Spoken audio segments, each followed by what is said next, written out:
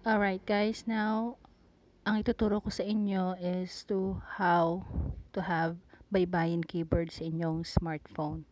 So ayan, i-download muna natin yung GBoard or Google Keyboard sa phone natin.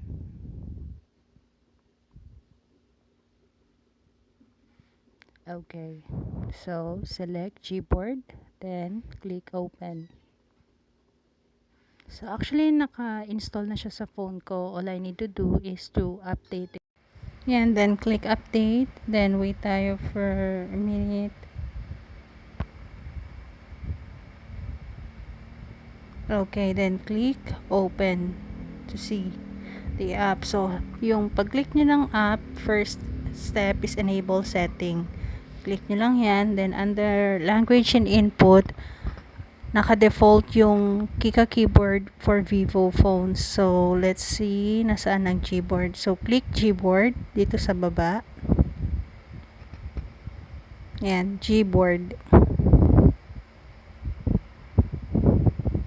Okay, may notification. Attention, this input may be okay. Click okay nyo lang. Then step 2, select input method. Click GBoard since papalitan na natin ng GBoard yung ating keyboard.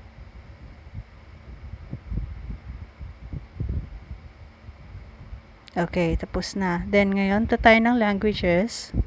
To add keyboard for Filipino Baybayin. Hanapin natin yung Filipino Baybayin.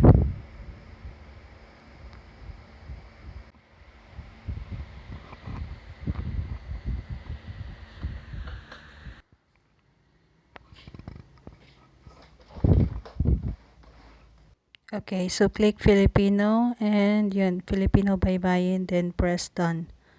Okay. So, yung keyboard languages and layouts na natin is English and Filipino Baybayin. Okay, check natin if it really works talaga.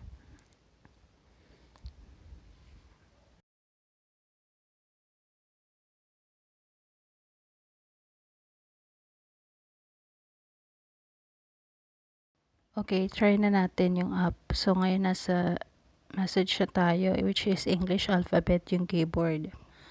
Now, pwede nating i-click yung tab or kaya yung globe na katabi ng tab para mag-change nung keyboard. Ayan.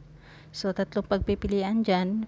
English keyboard, yung QWERTY which is, and then Filipino Baybayin, and yung default natin na Kika keyboard for Vivo phones. Okay. So, try natin gamitin yung Baybayin Keyboard.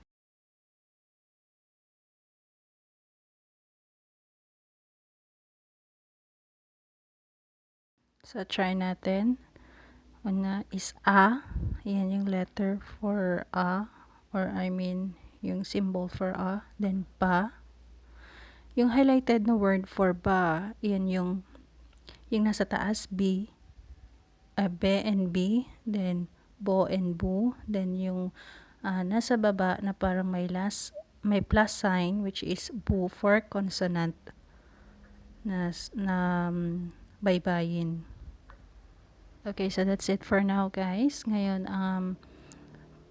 yan lang muna ang share ko. For the next topic, mag-upload ako ng panibagong topic for baybayin.